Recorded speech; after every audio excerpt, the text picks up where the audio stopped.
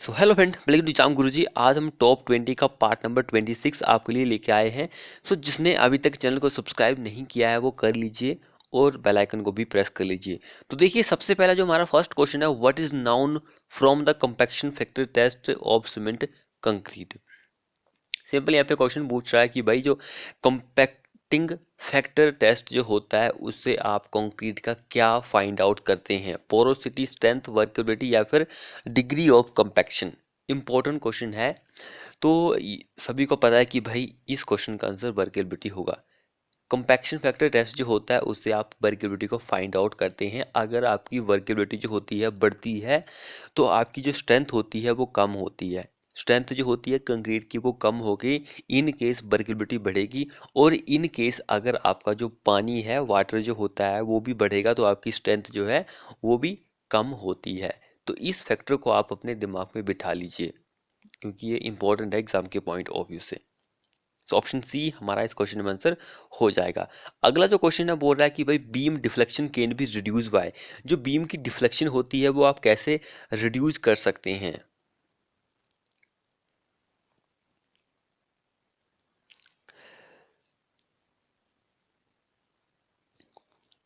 Beam की deflection की अगर हम बात करेंगे तो वो हमें कम करनी है तो हमें क्या करना पड़ेगा, इसकी डेप्थ होती है बीम की वो आपको बढ़ानी पड़ेगी। जितनी ज़्यादा इसकी डेप्थ होगी उतनी ज़्यादा इसकी जो डिफ्लेक्शन होती है वो कम होगी। ये फैक्टर इंपॉर्टेंट है क्योंकि जो डेप्थ होती है उस पर डिपेंड करती है डिफ्लेक्शन जो होती है। ये पॉइंट आप याद रखिए कि भाई डिफ्लेक्शन जो होती है वो आपको कम करनी है तो आप जो बीम की डेप्थ होती है वो बढ़ा देंगे तो आपकी डिफ्लेक्शन कम हो जाएगी। तो इट मीन्स कि ये डिपेंड करती है किस पर, डेप्थ पर। डिफ्लेक्शन जो होती है बीम की वो डेप्थ जो होती है बीम की उस पर डिपेंड करती है। इस पॉइंट को भी आप अपने दिमाग में बिठा लीजिए।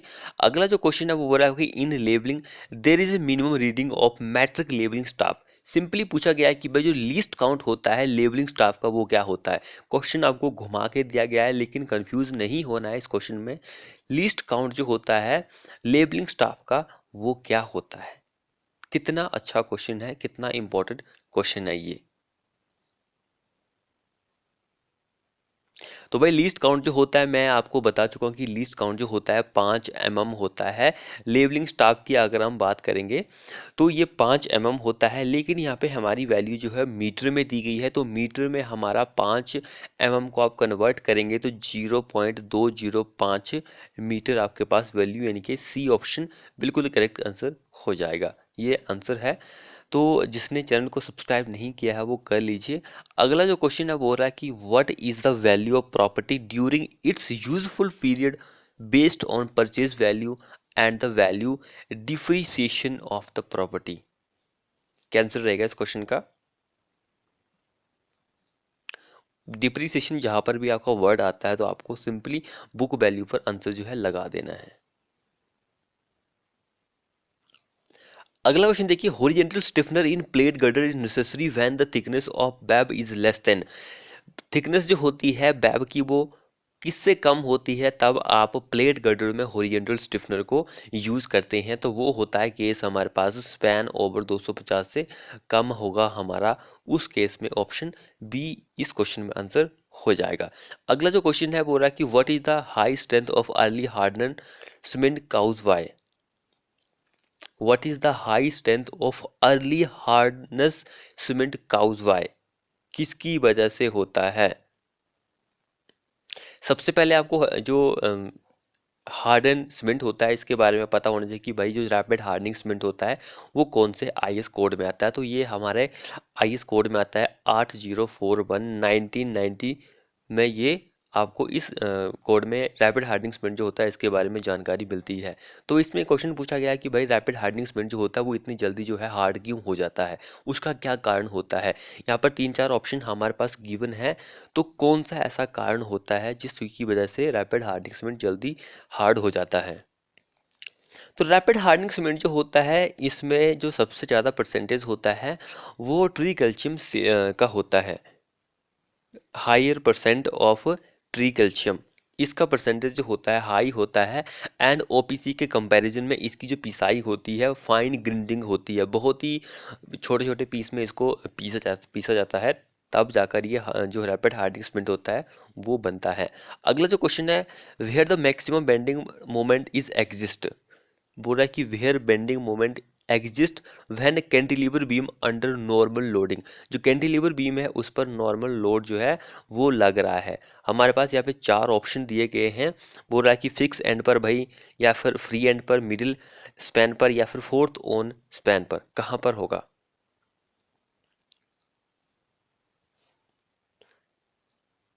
तो देखिए कैंटिलीवर का जो केस होता है बहुत ही नॉर्मल है, सिंपल है।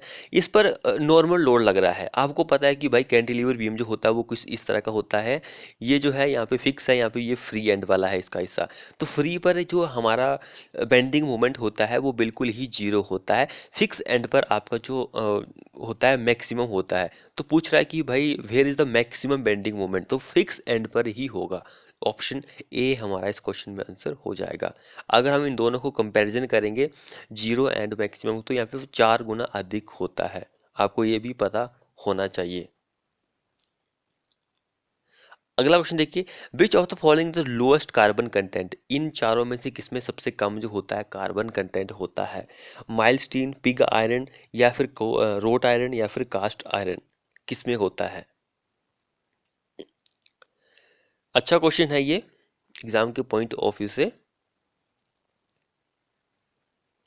तो देखिए सबसे कम जो कार्बन कंटेंट होता है वो रोट आयरन में होता है, 0.15% होता है कार्बन कंटेंट। ये सबसे प्योर फॉर्म होती है आयरन की, जो लोहे की सबसे शुद्ध फॉर्म जो होती है रोट आयरन ही होती है। इसकी जो डक्टिलिटी होती है मैक्सिमम होती है। इस पॉइंट को भी आप याद रखिए। अगला देखिए, BOD test is done at how many temperature, BOD test जो होता है वो किस टेम्परेचर पर किया जाता है। सिंपल है, कई बार एग्जाम में क्वेश्चन पूछा गया है कि 20 डिग्री सेल्सियस पर बीओडी जो होता है वो किया जाता है। अगला क्वेश्चन देखिए, any material is called ductile if, किसी मटेरियल को आप क्या बोल रहे हैं, डक्टाइल बोल रहे हैं यदि वो क्या है, क्या है वो। तो सबसे पहले आपको डक्टाइल के बारे में पता होना चाहिए कि वह डक्टाइल क्या होता है। तो कोई एक ऐसा मटेरियल जिसको आप एक पतले तार के रूप में खींच सकते हैं उसको आप डक्टाइल मटेरियल बोलते हैं। तो इसका जो प्लास्टिक लॉन्गिट्यूडनल होता है, एक्सपेंशन जो होता है वो हाई होता है, उसको आप डक्टाइल मटेरियल बोलते हैं। ऑप्शन बी हमारा इस क्वेश्चन में आंसर हो जाएगा। जिसने अभी तक चैनल को सब्सक्राइब नहीं किया है वो कर लीजिए और साथ में बेल आइकन को भी प्रेस कर लीजिए। अगला क्वेश्चन हम देखते हैं, which of the following is non recording rain gauge, कौन सा नॉन रिकॉर्डिंग रेन गेज है। साइमन का है, या फिर टिपिंग बकेट का है, या फिर बेइंग टाइप का है, फ्लोटिंग टाइप का रेन गेज है, कौन सा है। तो रेन गेज जो होते हैं हमारे पास दो तरह के होते हैं, नॉन रिकॉर्डिंग एंड एक रिकॉर्डिंग। तो नॉन में हमारा ये आता है ऑप्शन ए हमारा, बाकी जो आते हैं रिकॉर्डिंग में आते हैं। नेक्स्ट वन क्वेश्चन देखिए, if flow in open channel slowly change, जो फ्लो हो रहा है ओपन चैनल में स्लोली चेंज हो रहा है, बहुत ही धीरे धीरे से चेंज हो रहा है, then that flow is called, तब उस फ्लो को आप क्या बोलते हैं। स्टीडी यूनिफॉर्म बोलेंगे, या फिर स्टीडी नॉन यूनिफॉर्म, या फिर अनस्टीडी यूनिफॉर्म बोलेंगे, या फिर अनस्टीडी नॉन यूनिफॉर्म, कौन सा फ्लो आप उसको बोलेंगे। तो कोई ओपन चैनल में फ्लो हो रहा है वो स्लोली से हो रहा है तो उसको आप स्टीडी नॉन यूनिफॉर्म फ्लो बोलते हैं, स्टीडी नॉन यूनिफॉर्म फ्लो, ये आप याद रखिए। अगला क्वेश्चन देखिए, if the soil has a coefficient of permeability जो है 10 सेंटीमीटर पर सेकंड है, okay, then it is called soil, उसको आप कौन सा सॉइल बोलते हैं। देखिए कितना अच्छा क्वेश्चन है।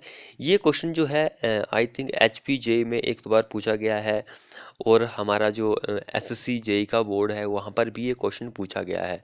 तो यहाँ पे थोड़ी सी वैल्यू जो है मिस्टेक है भाई। क्वेश्चन जो है यहाँ पर 10⁻⁻7 या फिर 2 होता, 6 होता, 3 होता, कुछ इस तरह की वैल्यू होती तब तो हम मान सकते थे। लेकिन यहाँ पे थोड़ी सी मिस्टेक है, क्योंकि जिस तरह के ऑप्शन प्रोवाइड है तो उसके लिए वैल्यू जो होती है 10 रेज़ टू पावर मान के लो 2, या फिर 2 की जगह -3, या फिर सिंपली 1 होता है, या फिर 10 रेज़ टू पावर -6 होता है, तो उस तरह की वैल्यू होती है। तो हम चलो मान के चलते हैं कि भाई यहाँ पर जो है 10 raise to power -6 centimetre per second हमारे पास क्या है, कोएफिशिएंट ऑफ परमेबिलिटी है। तो हमारा सॉइल जो होता है वो कौन सा होता है, तो वो क्ले होती है।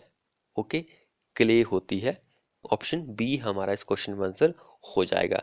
क्योंकि क्ले की अगर हम बात करेंगे तो इसकी वैल्यू जो होती है वैसे होती तो 10 रेज़ टू पावर 6 सेंटीमीटर से कम होती है, सेंटीमीटर पर सेकंड से कम होती है। लेकिन यहाँ पे 7 दिया गया, तो 7 किसके लिए होती नहीं है, वैसे सिल्ट के लिए जो होती है -3 से -6 के बीच में होती है।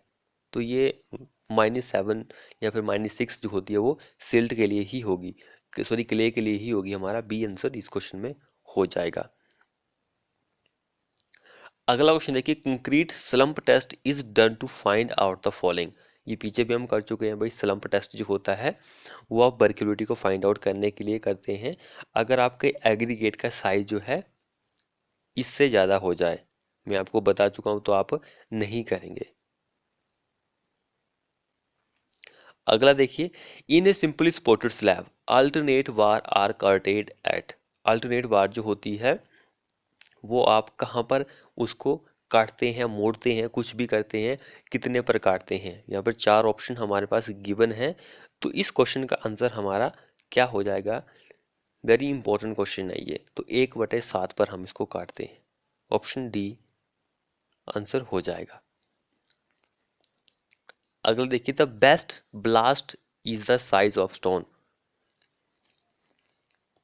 बेस्ट ब्लास्ट जो होता है उसका साइज जो होता है स्टोन का वो कितना होता है, तो 2 से 5 सेंटीमीटर तक अच्छे साइज का होता है स्टोन जो होता है ब्लास्ट के लिए। ऑप्शन सी हमारा आंसर हो जाएगा इस क्वेश्चन में। अगला क्वेश्चन देखिए, when lease is imposed for that period until the life of lease holder और other person is said to be. कौन सी लीज आप उसको बोलते हैं। इस लीज के बारे में आपको बता चुका हूं कि भाई कौन सी लीज होती है ये। तो ये क्वेश्चन आपके लिए होमवर्क के लिए क्वेश्चन है। आपको कमेंट बॉक्स में इसका आंसर जो है वो लिखना है कि भाई इसका आंसर क्या होगा। अगला क्वेश्चन देखिए, there should be super elevation on hilly road. भाई सिंपली पूछ रहा है कि सुपर एलिवेशन जो होती है हिल रोड के लिए आप कितनी प्रोवाइड करते हैं। हिल रोड के लिए होती है, हमारे प्लेन एरिया के लिए होती है 7% होती है, हिली की अगर हम बात करें 10% होती है। ऑप्शन बी हमारा इस क्वेश्चन में आंसर, यानी कि 10% से ज़्यादा नहीं होनी चाहिए, नॉट मोर देन 10% हिली के लिए। अगला देखिए, if the reinforcement rod is greater than, sorry, if reinforcement rod जो है उसका डायमीटर डी है, then the hooks anchorage value जो होती है वो कितनी होती है। ये हम कई बार क्वेश्चन डिस्कस कर चुके हैं, तो इसका आंसर 16 डी होगा। सी हमारा इस क्वेश्चन में आंसर हो जाएगा।